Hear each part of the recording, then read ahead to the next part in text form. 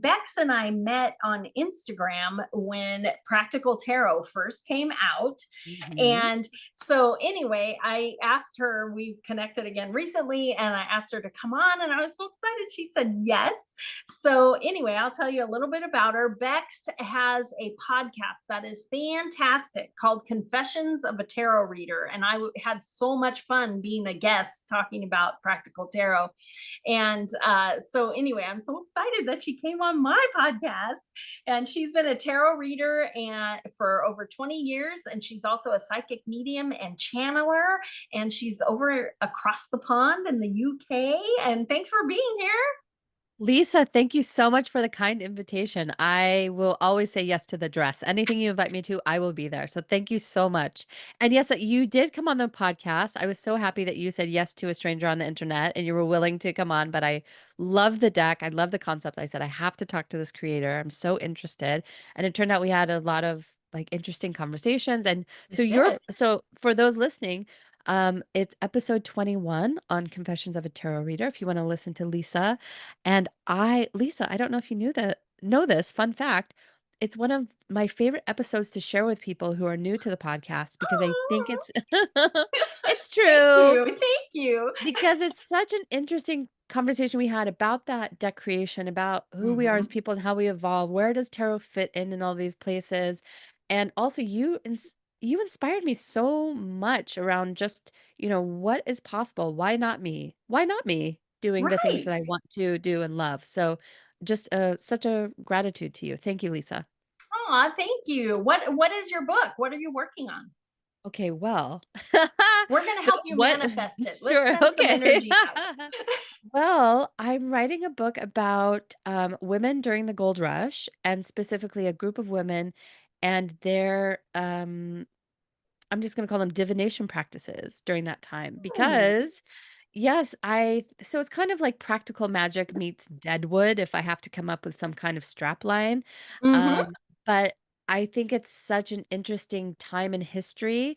And of course, we knew that, some of the tarot decks in circulation at that time um, they generally resembled, cards, so they would be used for gambling and this sort of thing. But there were a number of other practices because the women that were in the gold rush were from lots of different backgrounds. So Chinese immigrants, we had indigenous practices, we had Europeans coming, and also some folk magic that came from the eastern United States. So I thought, well, this is a really interesting thing that I'd like to talk about, but can I give it this kind of historical fiction twist? So I don't think I've set myself the easiest task, but it's something I am finding really juicy.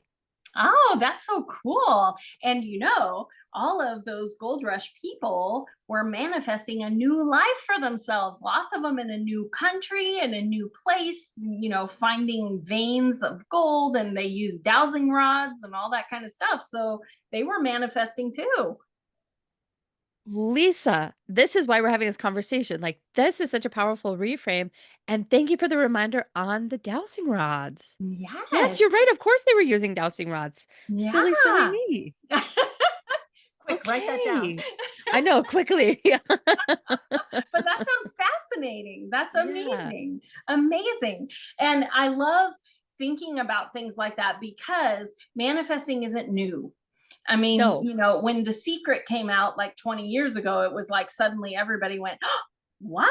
And myself included, I was like, "Oh my gosh, I've been doing that all my life and I didn't even know it." So people think of manifesting as some new age thing. Nah, people have been manifesting forever, right? So Yes. Yeah. so anyway, I think that's really fascinating. I can't wait to Yeah. read it. So Thank you. Yeah, me too. yeah, yeah. So It's hard keep to doing the imagine when work. you're suffering through all of these, drafts and outlines and things. I shouldn't say Right. suffering, but it is a little bit of suffering. Yeah, and probably a lot of research too. It is. Yeah. Yes, yes. So I am fortunate that there's a lot of, digital things now, but they're fewer and there are fewer kind of physical artifacts left. So that makes me a little bit sad, the diaries that some of these women were so good to, I can't imagine, in candlelight, writing Right. it down on the, bits of On paper that ink they that they had. had to make. Right. I know. Yes. I know. I They know. had to So I'm very, manifest the ink. yeah, yeah, yeah. Oh my gosh. Yeah. Well, when we talk about tarot and manifesting, for me in my business, when I am coaching people, tarot is always a big part of it because Yeah. I think there are lots of metaphysical tools and they resonate with everyone differently. But for me, tarot cards is a real visual reference. So you can get visual validation, you can get maybe a spark of an idea you hadn't thought of before when you turn over that card. So in my practice, we use it a lot to help people, figure that out. How do you use tarot when you're manifesting? Yes. So I like to ask my very favorite tarot question, whether I'm manifesting or not, which is what is the energy around dot dot dot fill in the blank. So the thing that I'm looking to manifest, I want to look at what's the energy around this. I love So it that. may yeah, so it'll be around, what is the energy around writing a book? So it's less about and then eventually we may get to that more specific book idea, but it's like, what do I need to be aware of? What's surrounding here? And that usually starts to prompt a few other questions. But for me, that's a great question to get the ball rolling and give me some texture of, what is the energy around it? Right. Yeah, I love that. And also just to know that am I on the right path or Hmm. Yeah, I'm feeling, yes, yes. I'm feeling stressed, is this still the right thing and all that kind of stuff. So um so to to the practical tarot, I'm Yes. really into using tarot practically. I use it when Hmm. I'm writing books. I use it, pretty much. I use it for silly things. Sometimes I'm like, what color shirt should I wear? Ooh, this card's very orange. Okay. So I use it for everything. And in I my love it. practical tarot method book, there's exercises and little examples so you Yes. can try. But I thought, we're doing this manifesting podcast. I want Hmm. to pull some tarot cards and just, get an idea of what we should talk about. So I pulled Yes. three, Okay. and the first one made me laugh because this is definitely a time to use tarot when you are manifesting. When you're feeling Oh. anxious, the Five of Swords. For me, this Hmm. card resonates that anxiety feeling because typically on the card, there is no battle. And yet you've picked up more swords than you could possibly carry Yes. because you never know. Yes. It's that anxious feeling of how's it going to happen. And when I get in that mode, when I'm manifesting something, it's easy for me to start going, okay, plan A, plan B, plan C, and I even though I know that the how is the universe's job, I tend to Mhm. like, but I don't see how it's going to work. And so I start trying to do things. And this card will come up and be a big reminder to me to mellow out, get out of the way. Everything's fine. Mm. And reminds me again that the universe always provides the how, always, whether I'm Yes, stressed about it or not. So why am I wasting this energy? Right. But what yes. does this card resonate for you when you're manifesting? Oh, beyond. So for me, the 5 of swords is also about wanting to control the narrative. It's about Yeah.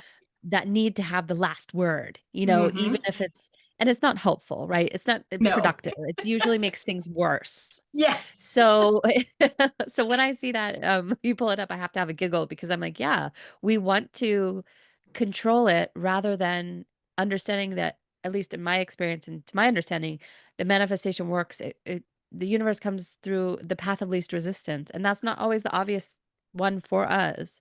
So it's a good reminder for me that I need to put in the work, the intention, and then get out of the way to let the universe like do the rest. Exactly. And I always try to remember with swords, it's the element of air. So it's Mhm. in my head. It's not Yes. actually real. Stop it. Because when you get in that anxious feeling, it's all the what if, what if, what if, Yes. oh my God, Yes. if I can't manifest this by this date, what will I do? And Yes, the right. anxiety just makes it bigger and bigger and bigger. Yes. And Right. you can pull this card and go, wait, it's just air. Yeah. Okay, just breathe. Yes. It's not Yeah, real. just breathe. Yeah. It's Yeah. not that I have to So tell myself sometimes it's not that deep. yes, it's Mhm. gonna be okay. Mhm. It's gonna be I okay. I go back to that mantra. Everything is unfolding for my highest good.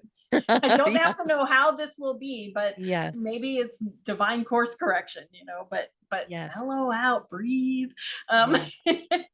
Yes. and and the next card I pulled is such a manifesting card that I laughed. The Wheel of Fortune. So you can go anywhere. Where do you want to go? What do you want to do? It'll turn Yeah, out okay, but we have to plant the intention. I always tell that's people right. we decide what we want and why we want it. We set the intention, we have the passion, but then the universe decides when and how. Yeah. And it can't do that if we sit in the middle, in the crossroads. We got to, That's right. choose a direction. So for me, when this card comes up, it's a great reminder that I need to set my intention and start going, take aligned action. Yes. But what does the Yes. Wheel of Fortune resonate for you? Well, it's very on the nose, let's be honest. I mean, Yes, this is it the is a good classic manifesting signature. card. I'm always happy to see it. It's a good reminder of the momentum of things and Yes. either harnessing the energy and the momentum of it or getting it going. And it's a cycle and moving forward. And it's all about that energy and that movement. And I want to say it's also like not giving up, like keep going, keep going, keep going. And it's also a reminder that sometimes there's a time and a season for things. So if it's not this time, it may be next time. So don't give up. It's really a card of like keep going, keep going, keep going. Yes, and I love that idea of the circle because so many things in our lives are cycles. Yes. So, sometimes it can be that you're stuck in a cycle. Let's choose a different Yeah. direction, right? Yes. Something like that they Yes. do. Yeah, for sure. But for me, it's also it's usually a kick up the bum as well. Like, okay, like then let's go. You want this? Then it's go time. It's go time. Right. Well, and if you think about manifesting and the law of attraction, it's like attracts like. And if your energy is that you're just going to sit there in the middle of the circle and wait for something Yeah. to happen, that's what you're going to get. Nothing's going to Yes. happen. When you feel stuck, sometimes it's because you haven't set an intention to go. And maybe it's Yes. because you're scared or you're tired or whatever, but Mhm. the universe is just matching our energy. So if our energy is, that's what Yeah. that's all the things that you're not Yeah. going to win the lottery on. No, yeah, true. True. Yeah, yeah. Yeah. Okay, the final card really made me laugh because it's very manifesting. The Hanged Man. um I feel like this card is when something gets in your way that you weren't expecting when you're manifesting, because the Hanged Man is, I mean, it's like being forced to see something from another perspective and understanding that when you do that, you usually figure out it was for your own good. It was for your highest Mhm. good, but you have to see Yes. it from a different angle, right? Or maybe an opportunity from a different vantage point. What's the Yes. Hanged Man for you, manifesting wise? Well, for me, it's just, it's not just. For me, it's it's allowing, it's a bit Mhm. of surrender, it's a bit of do how much is struggling against it, helping, it's Right. not. Spoiler alert, it's not. So it's a good reminder to me that, that person is suspended and, kicking and fighting against it doesn't improve the situation. So it's, that allowing. Um, and actually, as you are an expert, a domain, a domain expert in manifestation, I'm going to be greedy and ask you a question, which is, Okay. in that hangman position, it's often the times where I will have felt that I've received signs and synchronicities that the manifestation is getting closer. So warmer, warmer, right? Like that Right. child's game, warmer, warmer, colder, colder. It's getting warmer and I'm feeling it. It's getting closer. I'm doing my things, the aligned action. And then somehow it's not there or it doesn't The worst. happen. Yes. So what does that mean when is the universe playing tricks on me? What are those sign and synchronicities if it's difficult for me to reconcile? Am I making sense? Yes, no, that totally makes sense. And I lived that doing practical tarot on Kickstarter, because the first Kickstarter I did it in October, which is spooky season, tarot Right. season. They were doing on Kickstarter, they were doing some kind of tarot promotion. So they had the tarot Kickstarter projects on the front page, all that kind of stuff. They immediately made me a project we love, and things are chugging along. And right at the end, it was gonna end in like 24 hours, and I was like $1,000 short. And I was Oof. distressed because I Yeah. felt like, the universe put me in touch with this amazing artist who gets Yeah. me. Everything was telling me and then I got the thing from Kickstarter that's going to be tarot month. I'm like, it seemed like I was following all the signs. How can this Yeah. be happening, universe? And so I went through all the emotions, and my author friends who do Kickstarters, I was getting a lot of advice that, Lisa, you are too close. Just put it on a credit card, finish it, and get the money and make your Right. deck. And so I did ponder that, but I also, maybe it was the anger, but I just felt like this should have happened without me gaming the system. I shouldn't have Yeah. to push this hard. And so Yeah. I sucked it up and I let it end, and all the money went poof, because Kickstarter is all or nothing. So I got Mhm. nothing. And I sat with it, and I felt embarrassed. I pushed really hard. I have Yeah. lots of books out. I have a good readership. It just didn't happen.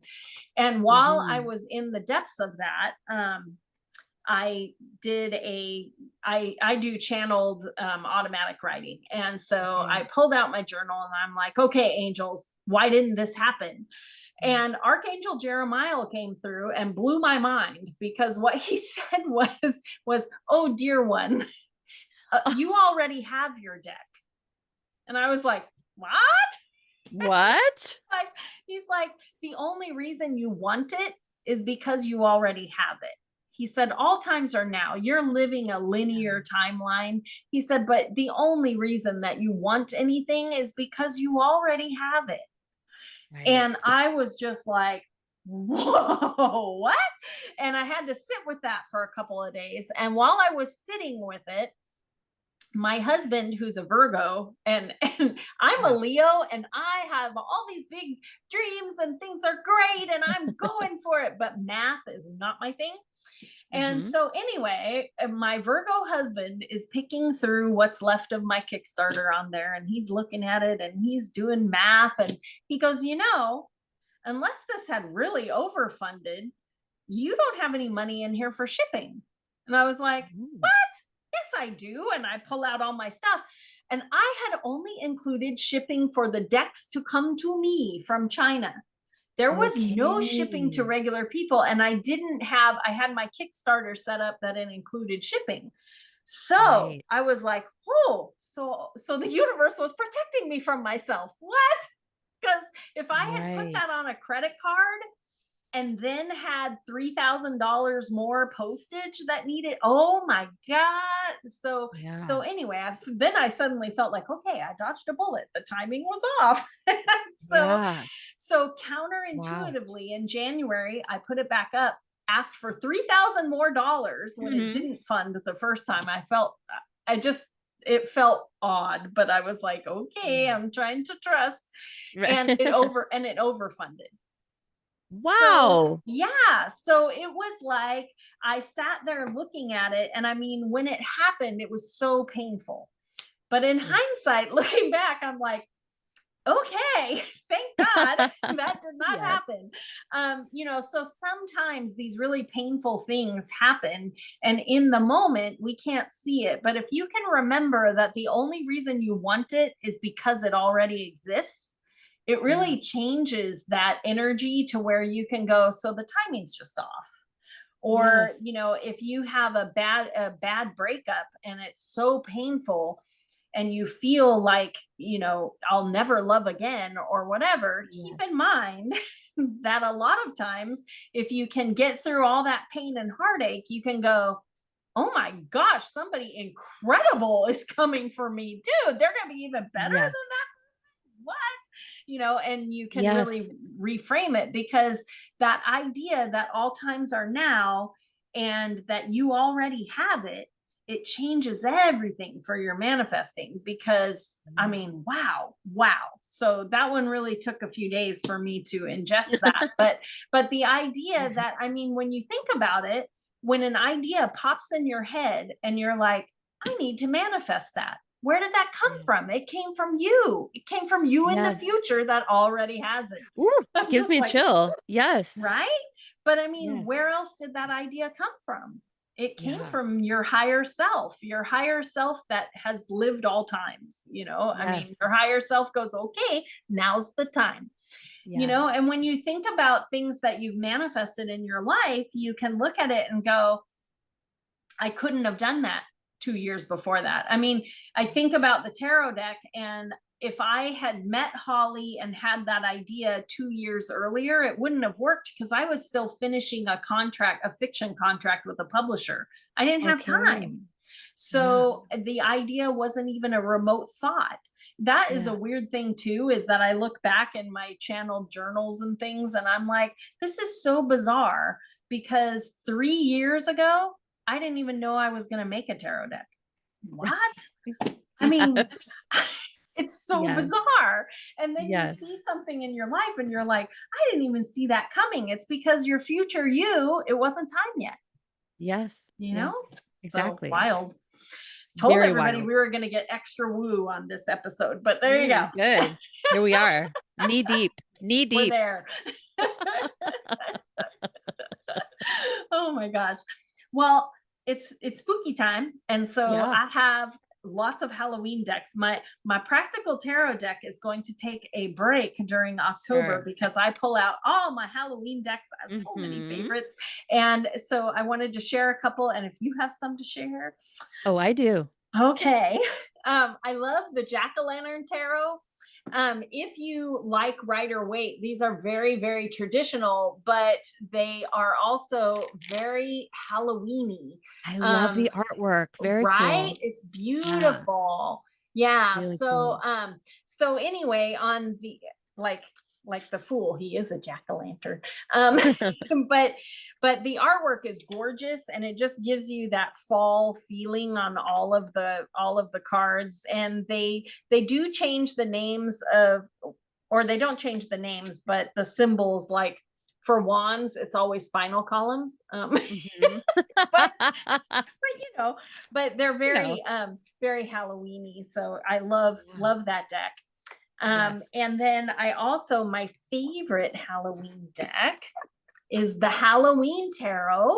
And this one So is the cute. mini one in a tin. It's so cute. I got it in Savannah. But this deck is very whimsical, and the little black cat is actually your familiar. So he's on every single card. Sometimes you have to look harder for him, but he's on every card. And the minor arcana is changed to ghosts and pumpkins, but they Mhm. make sense. The imps is Yes. fire, and but anyway, super cute.